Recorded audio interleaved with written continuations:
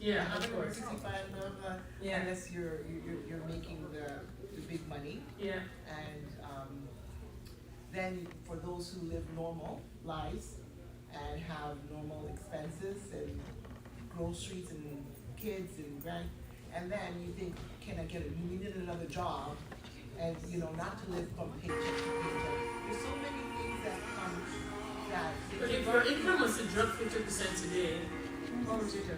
You still live within the 50%. Yes. You have to. You'd be forced to. So force yourself.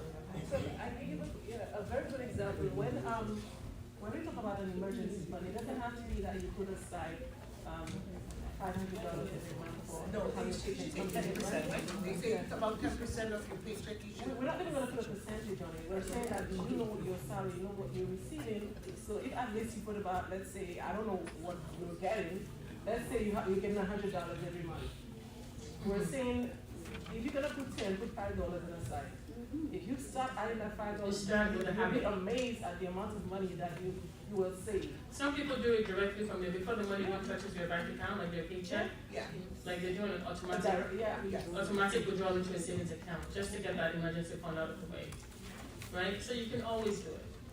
I can assure Right. you that. Because Even I if you can always, even $5, you can always do it. You start small, start from Yes. somewhere, Yeah. right? Cut out that Starbucks if you go to Starbucks or Tim Hortons, Yes. right? A cup of Starbucks sometimes costs me $8 to get a latte, Yeah. right? Exactly. The big problem here is that most of us are immigrants. Okay. We have family in our home countries. And most of the time what I realize is that most people not only have to look after their household, but for family members back home. You have to, So coming from you what have to. Anita was saying before, you have to take care of yourself before the people that trickle down. Because when you get And old, many of us were brought up that way, that you help to look after your family, especially if you're the first child. yes.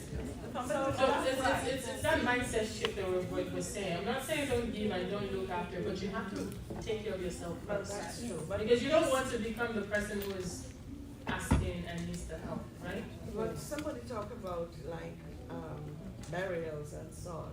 It always end up on the foreigner Yes. I know. to cover some of those bills. And I think that is where a lot of people, it's not that they don't look after, put something aside. Yeah. But when those other emergencies come up and those families, But that's what your emergency fund is there for. It's there to You know? help you in those cases and then build back on it. So when it comes up, be thankful to God that you've done the work to have the emergency fund to cater for such emergencies, right? But that putting yourself first, pay yourself, and I think it's part of what's on the list. How many people pay themselves first? no, there you go. No, sorry, after your tithe. after your tithe, who pays themselves first? Or do you pay your bills first? Pay my bills before I get out of bed.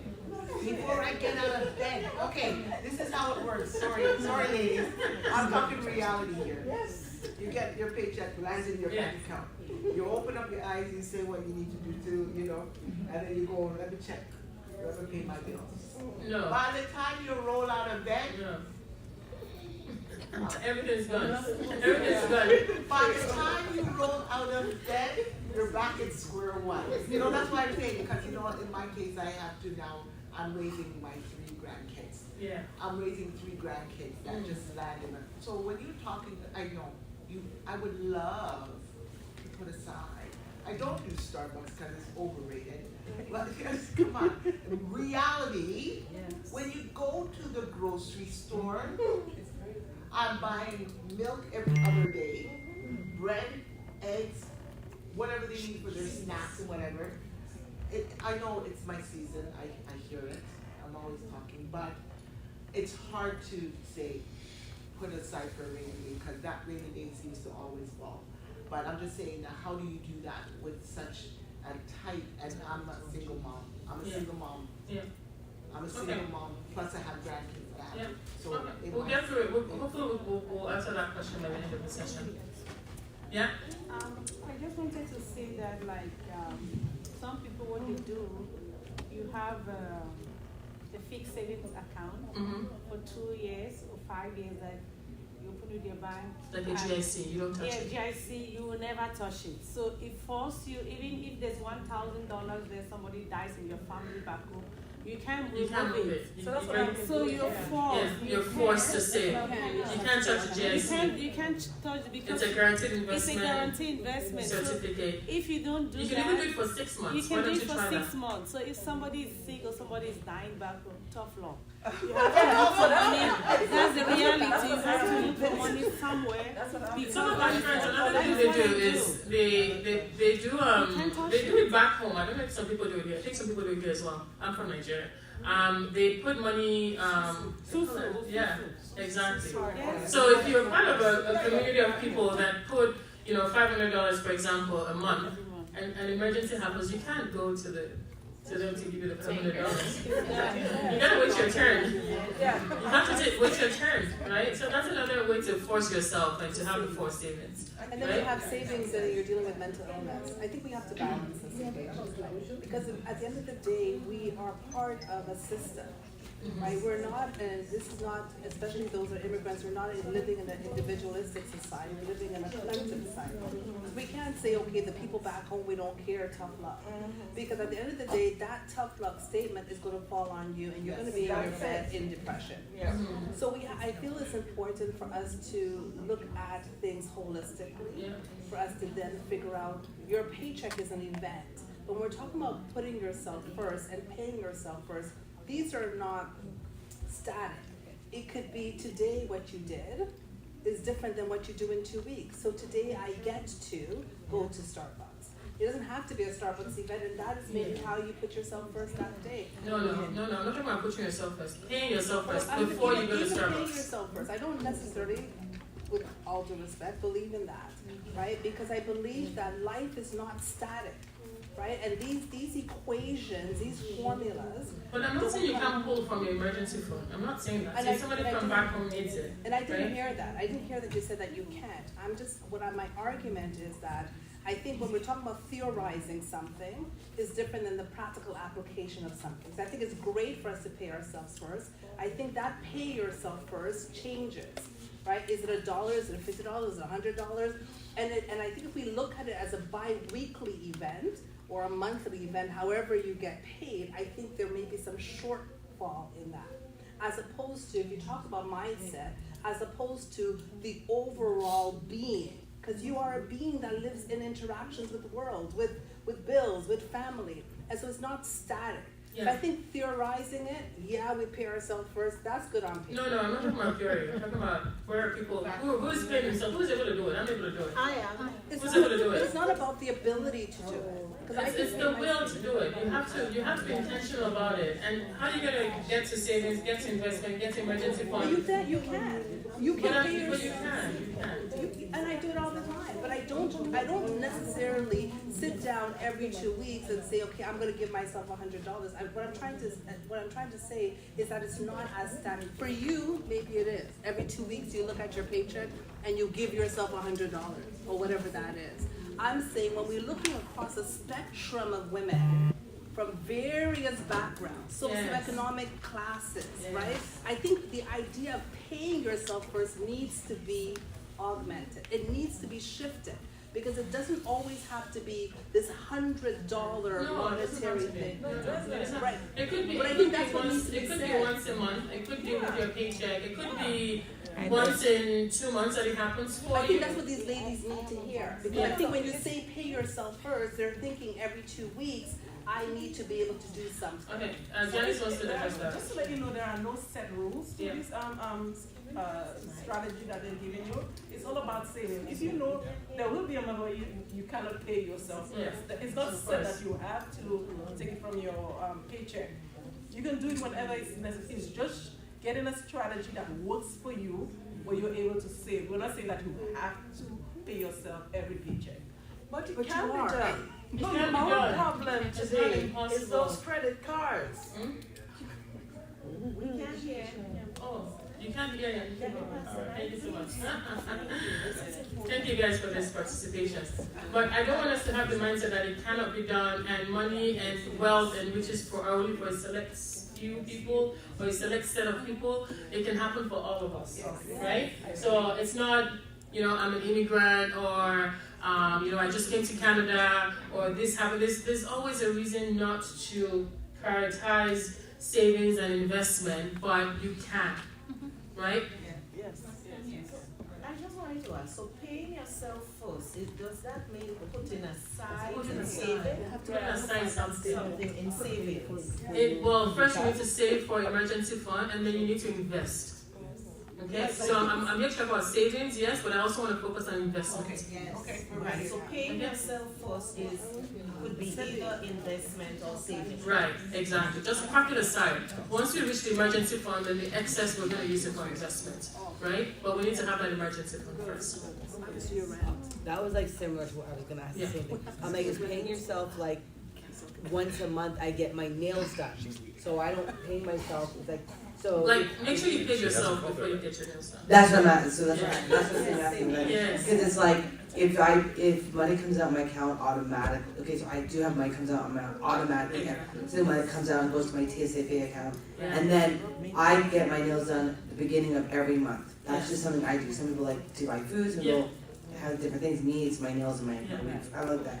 Those is that So what you've taken the money out of your a little bit out of your account first before all those discretionary expenses. and right? automatically I have money coming Yeah. out every month for savings. It just Exactly. easily goes. Yeah. I don't see it, I don't look at it, I don't touch it. Yeah. And then I also take money out to treat myself to get my nails and my hair. 'Cause that's what makes me feel good. Yes. But is that paying you? That's what that. Yeah, you are paying yourself first, yes. So that's paying You are, yeah. You are. Okay, that's what I Yeah, said. yeah. Okay. So we're going to talk about diversification. I just wanted to highlight that the Bible also mentions that divide your investments among many places, for you do not know what risk might lie ahead. So it's not just me saying this. There's risk and pitfalls that lie ahead, and we need to be prepared for it. I agree with it, but what we need to address is people managing those credit cards. That's where the money goes.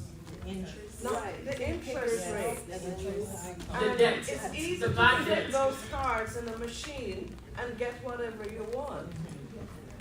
But what happened, what happened when that person is not able to manage that credit card usage? That's where I think most people get into trouble. Yeah, that's where we need the So, discipline to not do that spending. that's right. Right. So maybe not have a credit card.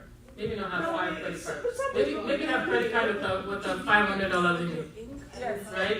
Because you need to build your credit, so you still need the credit card. A youngster in high school or university, 20,000. They're not even working. Yeah, and they give them that. The banking system needs to be overall. Yeah, but let's also teach our kids, right? Well, Let's teach our that's true. kids. We don't talk about money at home. We don't talk about it enough at home. Let's teach our kids so that when they're in school, they know that they don't need a $20,000 credit limit, right? Let's not let the banks teach them, right? We don't have credit cards back home. The bank is there to make money, we're here to make money. Yeah, I work in banking. exactly. So if they go for it, they're gonna just put them in, permanent debt because it's hard to pay off those debts. Yeah. Not to take up too much of your time, however, whoever says that you can't pay yourself, that's to be very honest with you, it's possible. If you make it impossible, then that's on you. Because there was a point in time in my life where I was living on paycheck to paycheck. I didn't even know where the funds came from. But then when I realized how much I spent and I gave Tim Hortons and Starbucks, I took that, even if it was $5 out of my paycheck, I put that aside and I said, that's for me. And then, first God, then that, and then that. And I was able to work it through. There are I know a woman who is a single mother with children living paycheck to paycheck, but she's still able to save a toonie or something for herself. And when you take these little nuggets and you bring it before the Lord in prayer, God will help you to steward that. He gives you the ability to make wealth. So if you really submit yourself and you are disciplined, He will help you to walk that through. Now, some of us have to just be real. We've abused and we have not been good stewards of our finances, and that's why we're in the situation that we're in. But when you submit it to the Lord, He will give you strategies and He will also help you out. I've been in debt more than once. And every time I run myself into debt, I'm like, Lord, you know what it is. But And he's like, yeah, but you're not a good steward, so let's work it out, right? And even if the 20 sounds small and, you know, where's that gonna get me, start from there, right? Because when God blesses you with more, guess what, now you have the habits, right? And then you can continue to grow it. Yeah, I just wanted to piggyback off of it. It comes down to mindset. Like if your mind is stuck one way, you're going to think one way. Exactly. So therefore, you have to ask the Lord to expand your mind, because He says He's never seen the righteous forsaken nor His seed begging bread. So the Lord has given us the ability, as Lady said, to get wealth. So I think if you're living a life where you're not budgeting, where you don't know how your money is going in and out, it's hard to see what to save. So you have to start somewhere. Yes. First thing you do is you start with a budget, because I'm talking from my experience too. I was scraping years ago, but the Lord broke me out of it, and it was a budget I stuck to. And so with the paying yourself, there are times where you're like, you may not have, you don't think you have like a great amount to use, but as you begin to stick to your budget and have goals to pay off debt, and you begin to be a good steward of your finances, the Lord comes in and He assists you with that. Yeah. And as you pay off your debt, you begin to realize you actually have more money to use. So when you actually prioritize, you make lists, you have goals, you begin to see the growth. So it does take work. It's nothing that you can just say, you have to be intentional. And I think it comes down to the mindset. So once you change your mind and you begin to, with prayer and the Lord, you'll begin to see the Lord move. Okay, thank you so much for sharing that. Okay, I want to move on to investing. Okay? And the one that I particularly do, and I've been doing for a really long time, and I want to focus more attention on, is real estate. Okay, Talk about real estate. Yeah, that's one way, one sure banker to build wealth. I moved to Canada 22 years ago. When I came to study, went to school, finished school, started working. My first job, I was making about $40K, and that's when I bought my first house, right, with a $40K salary. So it is doable, right? It's possible. It's possible. Because I could have, not a lot of people did it then, and I could have said it was impossible then as well. So let's first shift our mindset to the possibility. And how can I do it? The question should not be, I can't do this, I can't afford this. It's how can I do it? How can I afford it? Because if you stay in the impossibility, it will never be possible. With $40K, I bought my first home. Right? First home is 5% down payment that you need. Right? So those of you who are diligent in those savings, 5% of 40, who can help me with that? 20K. Right? And the bank gave me a mortgage. With the 40K job and the 20K, even the 20K, I borrowed like 5K for my sister. Right? And you find other communities, sometimes they can't do it alone and they do it together. Right? I have a lot of people in the Indian community, they come together and they live together and have that home ownership that would appreciate for them, right? And they stop paying rent and they have something that's growing. So it is possible. The house that I was living with my husband that we just moved out of, the basement of it, we converted into a 2 units. And the basement, we rented it out. And we were getting $2,200 from it. We have other units like that. The basement, it's 3 bedroom and we get $2,400 from it. So even that high mortgage that you think you can't afford, guess what? You've opened another stream of income to help you afford that. But you need to start thinking in this mindset, right? In order for you to be able to grow, ask the right questions, ask the people who are doing it, right? For you to get there. So real estate is the #1 way to open that wealth reserve for you that you can pass on to your children, that can appreciate, right? You can take some of the equity to do what, to create more wealth with it or to attend to that emergency, right? But a lot of people in our communities don't have that. Can I add that? Can I add to that? So it is really important what she's saying, and keep in mind, whatever money you're putting into real estate, that money belongs to you. Like, it's not going anywhere. It's your forced savings. Yeah. Right? So that mortgage payment is a principal portion and the interest portion. Yeah. The interest portion goes away and the principal portion is your forced savings. Exactly. Right? You're That putting is it like for your yourself. retirement savings too. If time gets hard for you and you cannot afford that mortgage, guess what? Sell it and you're gonna get your money back. If you don't wanna sell it, rent it to people, as she's saying, and that will pay off your mortgage. In 5 years' time, you won't even believe how much money you've made by just keeping that property. So But how do you get this down payment, this 5% down payment I'm talking about? If you're not going to pay yourself first and put something aside, you're never gonna have it. Right? So it's important to force yourself, even if you have to sacrifice for 5 years, 10 years, and that's your goal. My goal is to buy a home. For those of you that have homes, I'm challenging you to buy a rental property. That should be your second goal. Right? Because it's this multiple sources of income that can free you, that can add more work to what you currently have, that can increase. Sometimes we're always focusing on the expenditure side, the expensive side, and we also need to be thinking about how can I increase the revenue side, the side that's coming in, right? So it's your investments that can do this for you.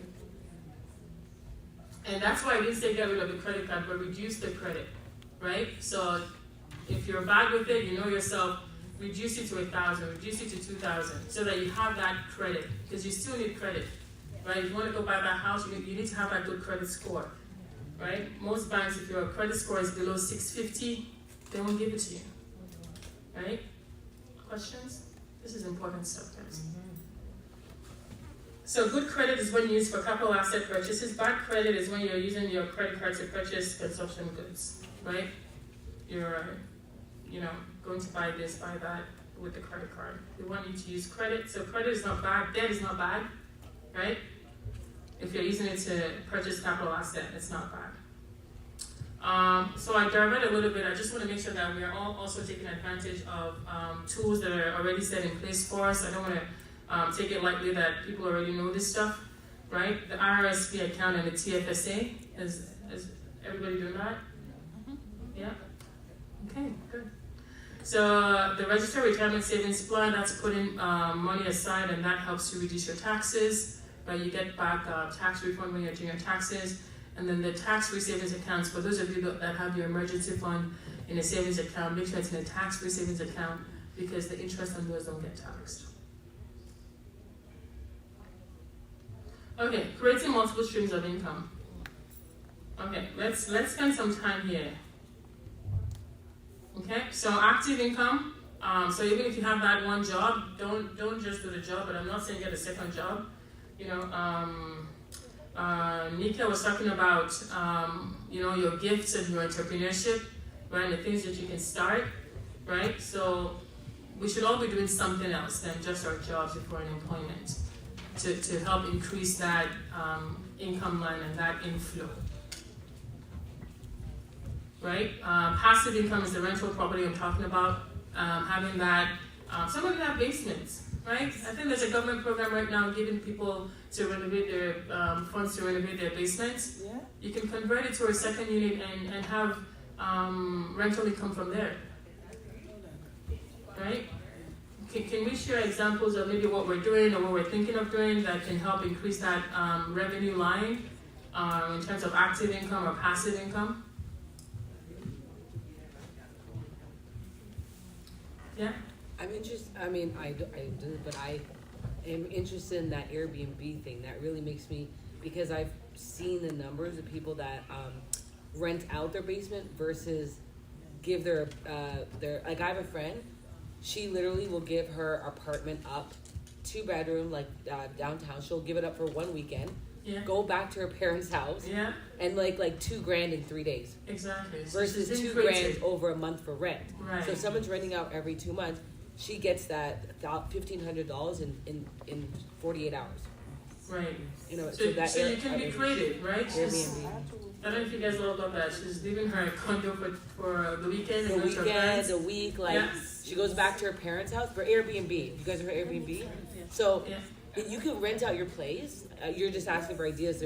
Instead of renting out, I rent my basement out each month, a lot of people now are putting their place up on Airbnb. And then if you're renting, someone wants to come in from out of town, and they stay at your place, you rent for $200 a night. So if someone lays their head in your place for $200, and you decide to go visit your parents for that weekend, you've already made $700. in 3 days. Yes, And and you come back that into again, your funds you bank can put away to savings that we're talking about. Sorry? Yeah. And Airbnb goes for places and even rooms. So So if you have that basement and you don't want somebody in your place all the time, so that's a good option, you know. And when you need your house, you have and the you back. get When to you need your decide basement, you have the when, back. where, you can close the dates off. If you're going on vacation for a week, go on vacation. If you're going to celebrate, go to Jamaica for your aunt's wedding, your cousin's wedding, give your place up and make money while you're on vacation. So- come back, you got $1,000 in your account, and you were on vacation on top of it. 2 things on that. It's Airbnb is almost like being in hospitality hotels. Hotels maximize on revenue nightly.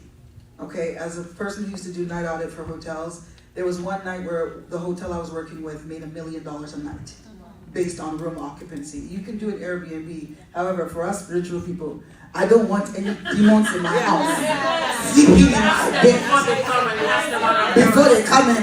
But if I have a basement, they can occupy it. I don't need to call out her name, but Taylor Swift is coming next 2 weeks. You know, people who have Airbnbs are selling their apartment for $1,500 a night. Hotels are selling for over $2,000 a night. So, for the people who are okay to fight demons afterwards, you make a good 5,000 over the weekend, but then you can fight the demons later. But if you have a basement apartment, turn that whole unit into an Airbnb if you want to.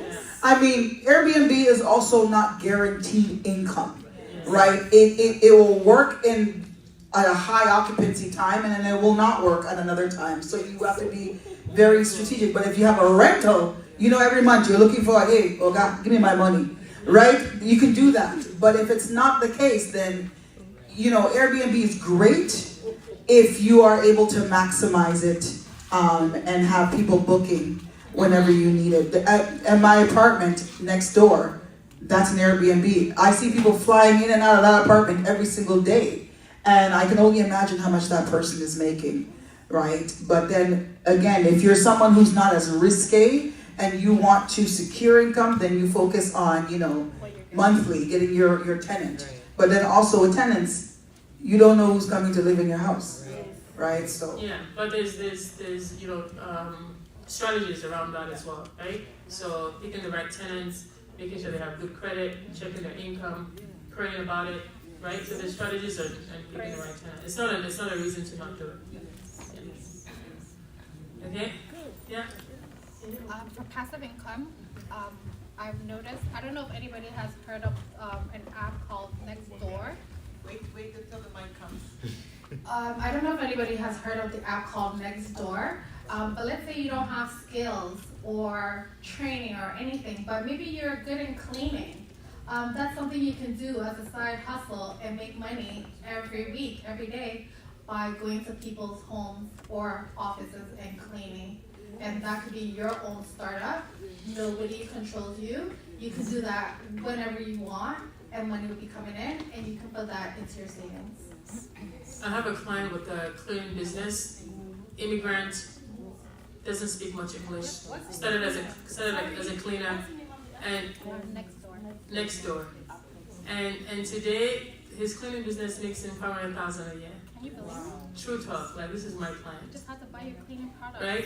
That's it. So when there's a will, there's a way.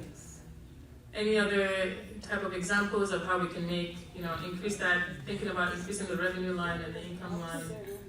Online opportunities, e-commerce. E-commerce. Home-based opportunities. 68% of purchases that are done online. If you don't make money on the internet, please do.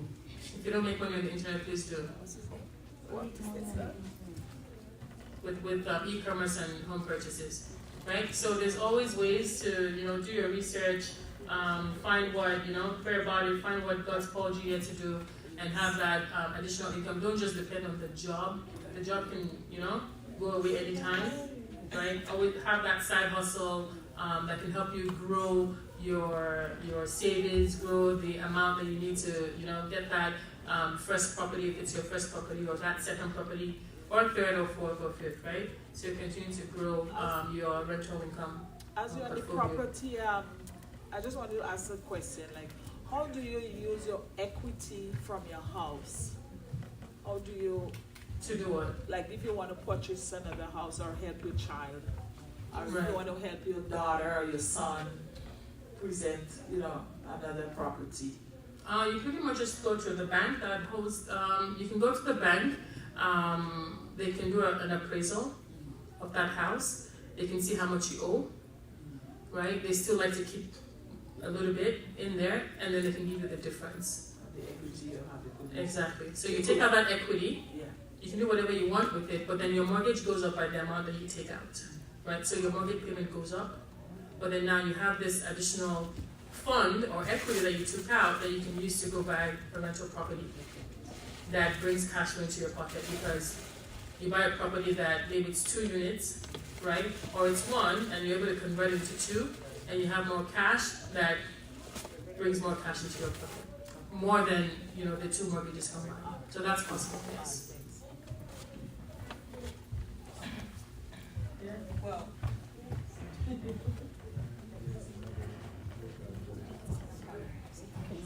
I know a stay-at-home mom who makes a lot of money. And she also has a lot of different brand deals. And she doesn't have 2 million followers on Instagram. She doesn't have none of that. But she does certain strategic posts that get brands to acknowledge her, because it's not about how many followers she has, it's how many views she gets. Right? So she has partnerships with Walmart, so she never buys anything. She has partnership with like different stores and whatnot. Like she will go buy a skincare to wash her face, and then she'll just show people, this is the skincare, this is the product I use. The brand calls her back, and then she has skincare for about a year. Then through that, she has basically got her entire family to do commercials for brands. And some commercials, based on when they do a payout, it could be $5,000 a commercial. Some commercials could be $25,000 a commercial. My ex-acting teacher, his Canadian Tire commercial is still playing from the 1980s, and he made $56,000 off of that one commercial, and he said but 2 lines. So if you know you have acting skills,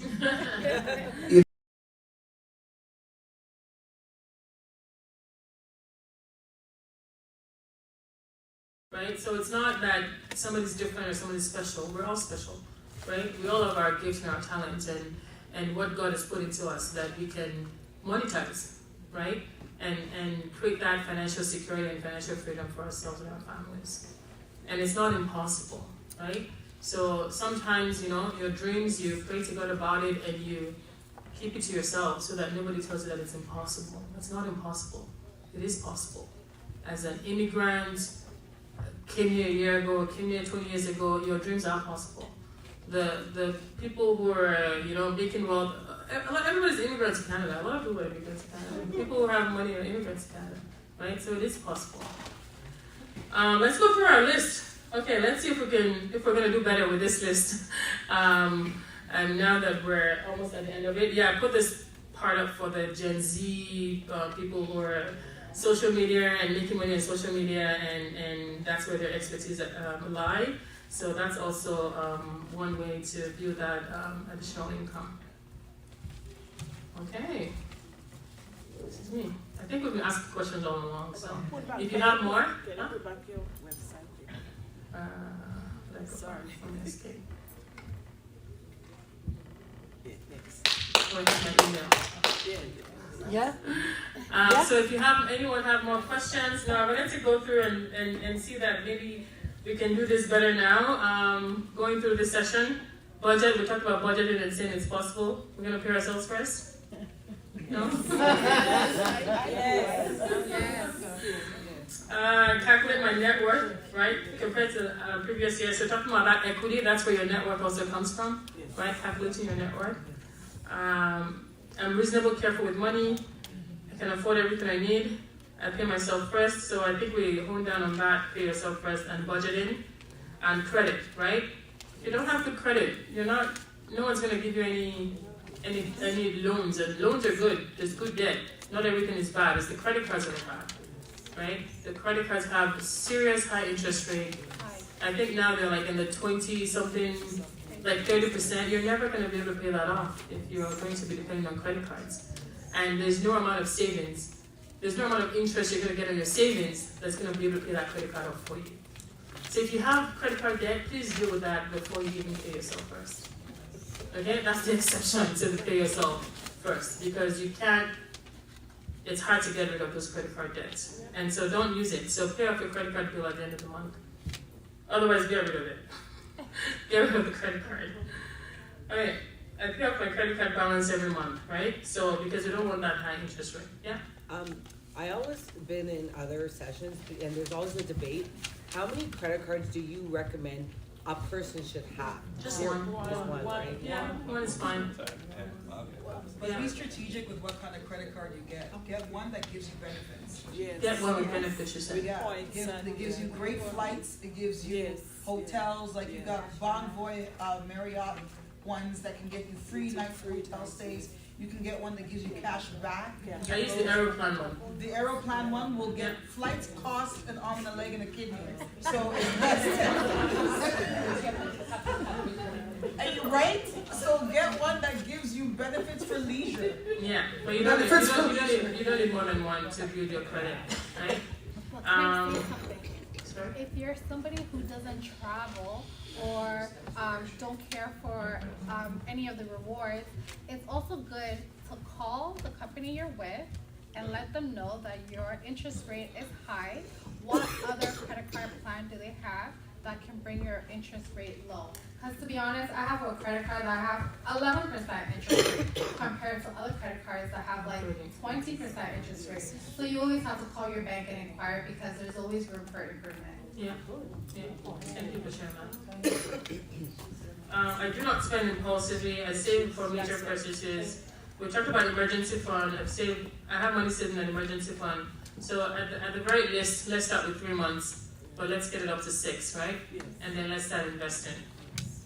Adequate life and disability insurance. Sorry, yeah? Go ahead. Oh, you can finish your thing, I'll say No, because it's just the same fitness assessment.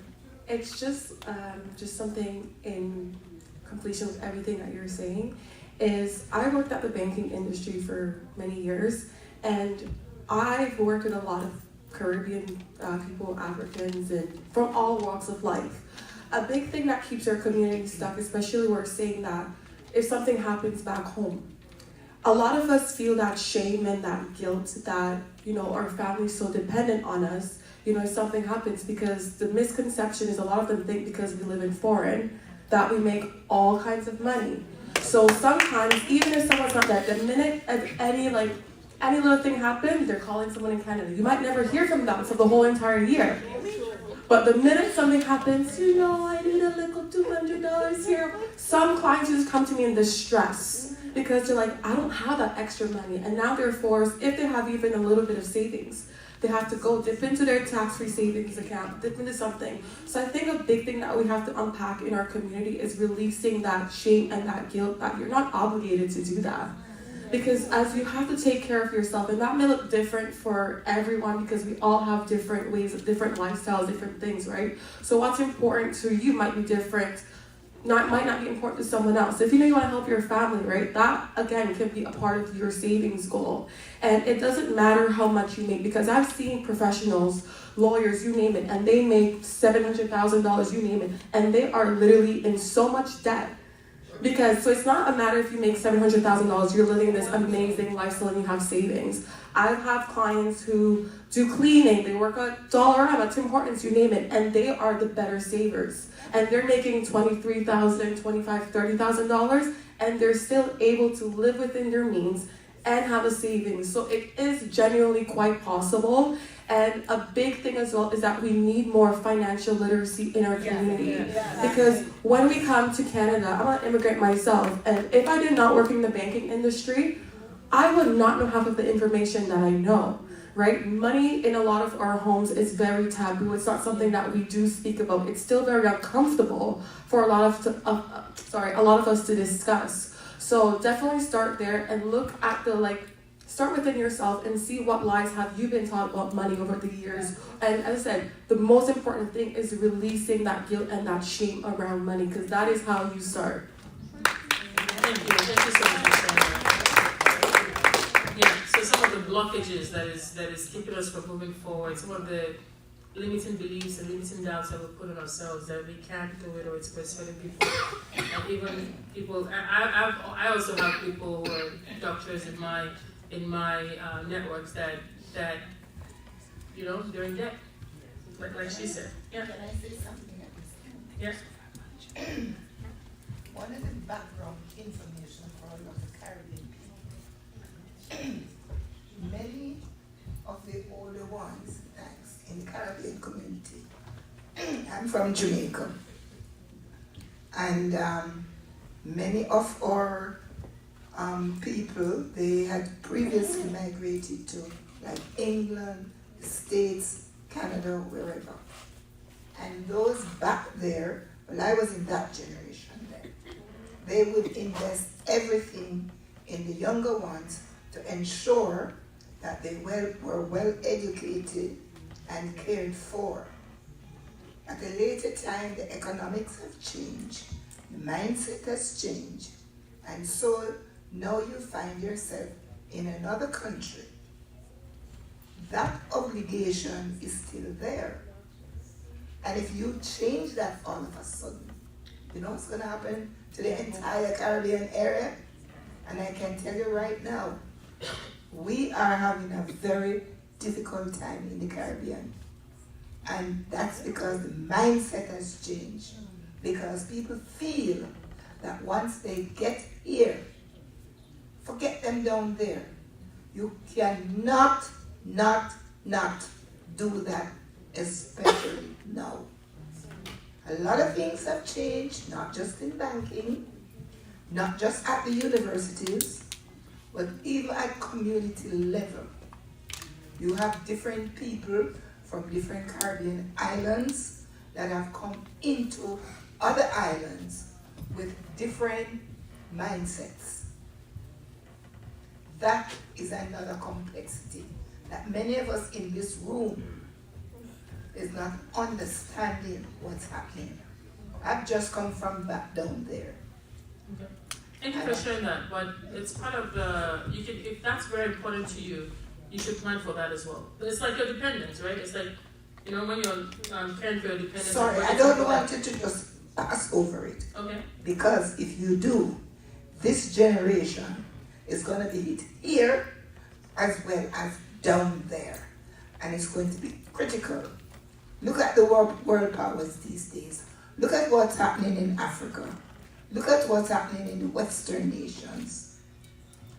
I'm not going to say anything else except make sure you do a research at this point. Thank you. Okay, thank you for sharing.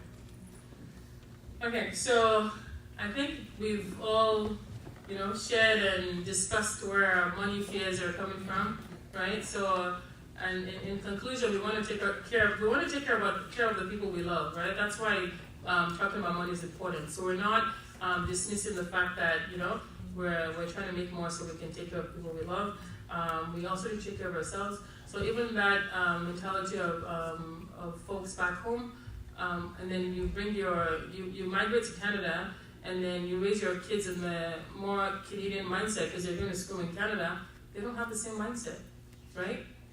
Your kids don't have the same mindset of taking care of you when they get old. So who's going to take care of you? Right?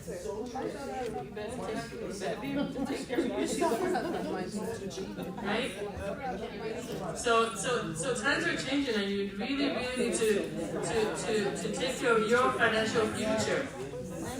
Right? Outside of God, no one's going to do it for you. The kids that we're raising here are not going to do it. They're putting themselves first and putting themselves first so that they can do it for themselves. So you need to do it for yourself. You need to put yourself first. It's like when you're on the plane, when you're on the airplane, and they tell you to put your mask on first before you help the person beside you. So the thing about it is, the world is evolving, and so are we. You know, things are changing.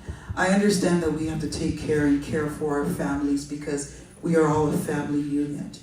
However, the mindset, at least I have, is I work hard, I build, I invest in my children so they can do the same for the generations after. It's about legacy, one. So If I'm going to do all this and then expect my children to take care of me in my old age, what did I not do? I'm supposed to teach them to learn from me. So I'm going to invest. I'm going to have my RRSP saved. I'm going to build up my retirement. So when it's time for me to retire, even my funeral costs are all taken care of. I teach my children the exact same thing. And that's how we continue generational wealth and we build legacy. But if I'm going to say I'm going to work for 40 years at a blue collar job, no offense to that, and when I'm done, I want my children, I'm going to sit back and my kids to take care of me, how is legacy being built? How is generational wealth being built? Where one generation needs to teach the next to be better than they were. So the mindset is that we are all going to have a mindset to help one another, but the way I'm helping you is to help you. That I can teach you how to fish, right? That's what I'm teaching you, how to fish for yourself. So when I'm not here, you can do it for the next generation, and legacy continues. Yes. Amen. Thank you. And in view of that legacy is why I brought up that real estate conversation. And I know that real estate is high. I'm not naive about the real estate prices, but you can go further than where you are, right? To do those investments. You don't need to stay in Toronto, you don't need to stay in Mississauga, you don't need to stay in Hamilton, right? You don't need to stay in Brampton, Dublin High, right? So you can go to where you can afford to start building those investment properties. Yes, I think it's all about discipline. How disciplined are you? That when you go out and you see, is it a need or a want? Yes. Two things Is it a I need need or a it want? or I want it. Can I afford it or can I not afford it? I look at the cash and I look at the credit card on the side. Which one are you going to use? What about walk away? Walk away and think about it. Close your Sleep eyes. on it. Pray about it. Pray on it. For me, the first time I opened a bank account for my son, I opened a tax-free, an RRSP, and I said, let's do $20 a teen. And his dad gave him his pocket money and things. I never one day paid his phone bill. Never. I remember one day he had a part-time job. And when I was ready to pay his school fee, he said, Mom, don't worry about it. I already done it. I was shocked. And when I look in the mail, he got a scholarship too, and he never bragged about it.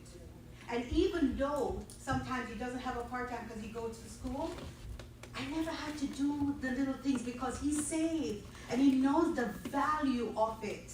And even though I was going on hard time one of the time, I never used a credit card. Cash is king. I use my cash. It's a need or it's a want. The survival is the game. And when you look at your life and say you're going to get over, I have an insurance for when I die, and I have an insurance for my son. I said, if I die before you or you die, we will carry this on. And so we set things in place as parents. And the Bible cannot lie. The Bible said, train up your child in the way he should go. Not only just in discipline in every area. Teach them finite. I'm not a guru, but the little sense that God gave me, I use it. I've lost my house and other things, but I didn't lose Christ that leads me continuously still. We have to have a mindset and discipline about our lives. That's true. And if we want a God here, you need to come together and say, listen, I'm going to shake off the old me, and behold, God is going to do a new thing. So it doesn't matter where you start, it's how you finish. So you're never too late. You're never too late. Okay? Yeah, you didn't start 10 years ago, but you can start today. Yes. Good afternoon. I am a testimony of what she just said. Small cells. My mom was a single mom. She was a nurse. She was the first one to buy a stock. She didn't understand what it was, but she just started buying the stock from companies, regular companies. And she also bought a little piece of land and she built. I'm from Kenya. She built little rentals. And from that, I learned it. I learned how to save. I learned financial products from a lady who had nothing to do financial literacy. So financial literacy, what your children see you do, they will do, and they will repeat. Yeah, there's a book that I saw. It's the ABCs of money, right? So instead of teaching our kids A for apple, let's teach them A for assets, B for budget, C for cash. Let's start getting into those conversations so they're comfortable about this conversation of money and being able to do it for themselves and for their own children.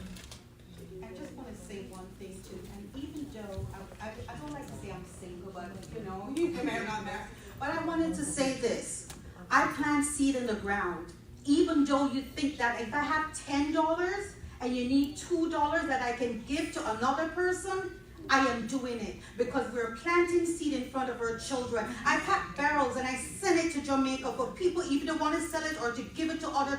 Do your due diligence in this earth realm, because when you put a seed in the ground, it will come back to you with the next generation or so. So we're talking about generation wealth. We're talking about seeds too. Are you putting dry seeds in dry places? These are what you need to teach your children too, so things will revolve. Okay, I feel like we can continue this conversation all day. Yes. I think somebody should have a special seminar just you for the whole day. There's lots of questions. Yeah, but I'm still here if you want to ask questions. If you want to talk more about real estate, I'm still here. All right. Thank you guys. Thank you so much. Thank you so much, Demi. That was wonderful. That was great. God bless you for the knowledge you've given all of us today. Hopefully we can all take that back with us and do better. So guys, we have a workshop going on outside. So please feel free to go out outside, meet the workshoppers, and network. We will be back here by 3:30.